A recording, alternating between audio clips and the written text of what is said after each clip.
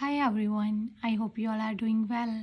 And today I'm back with a new topic, and it is from September to December QCAD list. And the QCAD is describe a successful person who you once studied or worked with. एक successful person को describe करो जिसके साथ आपने एक बार काम किया या फिर स्टडी की. And the bullet points for this QCAD are who this person is, कौन सा वो पर्सन है. When you studied or worked with this person, कब आपने स्टडी या फिर वर्क किया उस पर्सन के साथ. What you did together, कौन सा काम किया एक साथ. What this person did to become successful, और उस पर्सन ने सक्सेसफुल बनने के लिए क्या किया. And explain how you felt about studying और वर्किंग विद दिस पर्सन, और एक्सप्लेन करो कैसा आपको फील हुआ काम करते टाइम या वर्क करते टाइम उस पर्सन के साथ. And the model answer for this QCAD is we come across various people on the daily basis. हम डेली बेसिस में काफ़ी ज़्यादा लोगों के कांटेक्ट में आते रहते हैं. And some successful persons from those, और उनमें से जो कुछ सक्सेसफुल पर्सनस होते हैं paves us the way for success, which means open the path to success. वो हमारे लिए सक्सेस का रास्ता जो है वो शो करते हैं, ओपन करते हैं. We also get motivated and inspired from them. हमें उनसे इंस्पिरेशन और मोटिवेशन भी मिलती है. Today I am going to shed light on, which means provide information about a victorious man with whom once I got the pleasure to study. आज मैं एक ऐसे पर्सन के बारे में इंफॉर्मेशन प्रोवाइड करने जा रही हूँ, विक्टोरियस मीन सक्सेसफुल पर्सन के बारे में, जिसके साथ स्टडी करने की खुशी मुझे एक बार मिली. And that individual is none other than mister Rajinder Singh. वो कोई और नहीं मिस्टर राजिंदर सिंह है. Who is at the rank of commissioner in police force, जो कि पुलिस फोर्स में कमिश्नर के रैंक पर है. And lives stones throw away from my house. Stones throw away is again an area which means at the short distance, जो कि मेरे घर से थोड़ी दूरी पर रहते हैं. He is as fit as fiddle, which means physically fit, वो फिजिकली फिट है. And a man of his words, और वो अपने वर्ड्स के पक्के हैं, मीन्स जो वो कहते हैं वही काम करते हैं. So in this paragraph we have described about who this person is, कौन सा वो पर्सन है.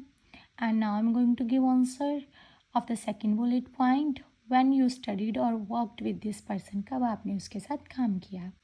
ऑलमोस्ट 5 years ago, 5 साल पहले, I took part in a competition with him. मैंने उनके साथ पार्टिसिपेट किया है कॉम्पिटिशन में. फॉर, मैंने यहाँ पर फॉर को बिकॉज के प्लेस पर यूज़ किया है, क्योंकि जब हम कंपाउंड सेंटेंस बनाते हैं तो फॉर का मीन्स क्योंकि भी होता है. He was my senior in school, क्योंकि वो मेरे सीनियर थे स्कूल में. And our teacher selected our team for district quiz competition, और हमारे टीचर ने सेलेक्ट की टीम डिस्ट्रिक्ट क्विज कॉम्पिटिशन के लिए. फॉर्चुनेटली, किस्मत के साथ, Rajinder Singh and I were choosed because of having good general knowledge. उनको और मुझे चूज़ किया गया गुड जनरल नॉलेज होने की वजह से. As we were in a team, जैसे कि हम दोनों एक टीम में थे. We studied and work together to get triumph. हमने स्टडी एक साथ की और वर्क किया एक साथ सो दैट हम जीत जाएं. He shared various books of general knowledge and guided me from time to time. उन्होंने काफ़ी ज़्यादा बुक्स जनरल नॉलेज की मेरे साथ शेयर की और मुझे गाइड किया time to time. I was astonished to know about is erudition, which means knowledge. मैं हैरान हो गया जानकर उनकी knowledge regarding current affairs and every aspects of life, जो कि करंट अफेयर्स के बारे में थी और हर एक आस्पेक्ट के बारे में थी लाइफ के. During school time and after that we used to sit together. School time के ड्यूरिंग और उसके बाद हम ज़्यादातर एक साथ बैठते थे and explore about new things, और एक्सप्लोर करते थे, सर्च करते थे न्यू थिंग्स को. Sometimes our teacher also accompanied us. कभी कभार हमारे टीचर भी हमारा साथ देते थे.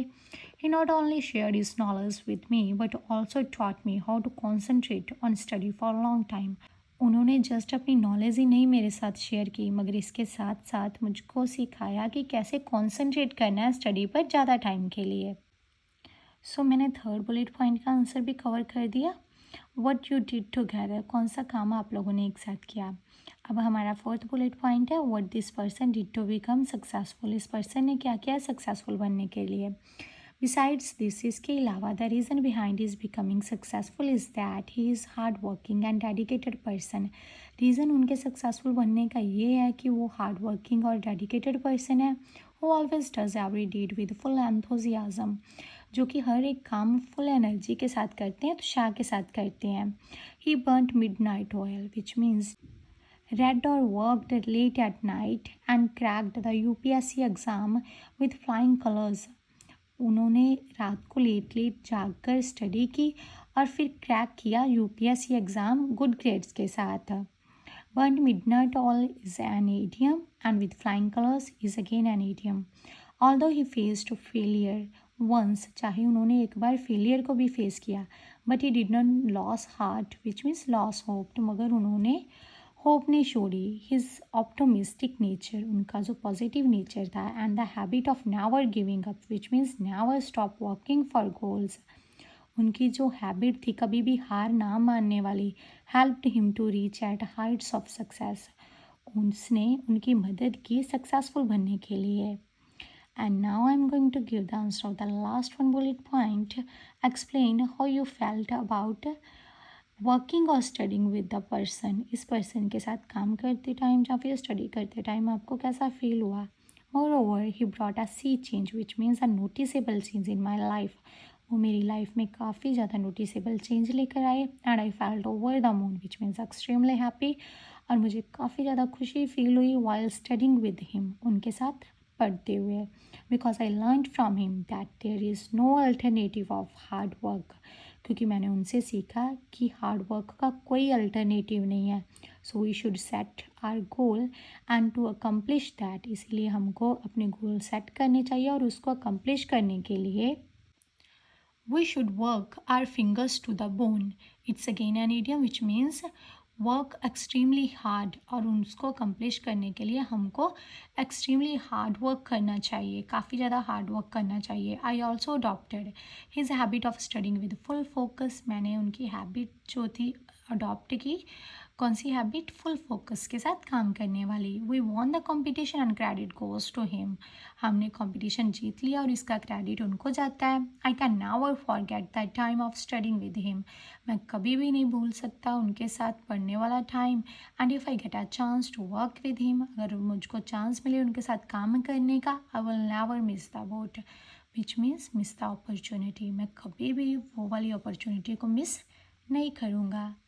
So the model answer of this cue card is complete now. Now I'm going to share with you the follow-up questions of this cue card. And the first one is money the only measure of success in your country? क्या आपकी country में success को measure करने के लिए सिर्फ money ही है?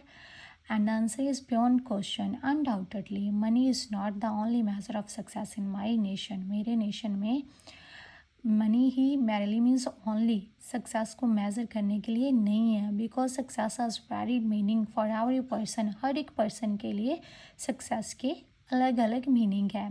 For instance, example के लिए, some people feel themself successful. कुछ लोग अपने आप को सक्सेसफुल फील करते हैं if they reach at their goal, अगर वो अपने गोल तक पहुंच जाएं. And achieve whatever they want, और अचीव कर लें जो भी वो चाहते हैं. However others treat it victory. बाकी लोग इसको विक्ट्री समझेंगे, जीत समझेंगे. To keep their kith and kin, which means friends and relatives, happy and prosperous. अगर वो अपने फ्रेंड्स एंड रिलेटिव्स को खुश और क्या कहते हैं, प्रॉस्परस मीन्स खुशहाल रखते हैं. Moreover, there are also popular and successful people. ऐसे भी कुछ पॉपुलर और सक्सेसफुल पीपल हैं इन माई कंट्री, मेरी कंट्री में, who have nothing to do with money, जिनका मनी के साथ कुछ लेना देना नहीं है. But they have huge fan following, मगर उनकी फ़ैन फॉलोइंग काफ़ी ज़्यादा है. And the second question is, how do you define whether one is a successful person? कैसे आप डिफाइन करोगे कि पर्सन सक्सेसफुल है या नहीं. And the answer, a person's success can be judged from his. एक पर्सन की सक्सेस जो है जज की जा सकती है फ्रॉम हिज बिहेवियर, उसके बिहेवियर से. If a person is satisfied, अगर पर्सन सेटिस्फाइड है, हैप्पी एंड कंटेंटेड, हैप्पी है, कंटेंटेड है विद वट एवर ही और शी हैज़, उसके साथ जो भी उसके पास है, the person can be considered successful. उस पर्सन को कंसिडर किया जा सकता है कि वो सक्सेसफुल है.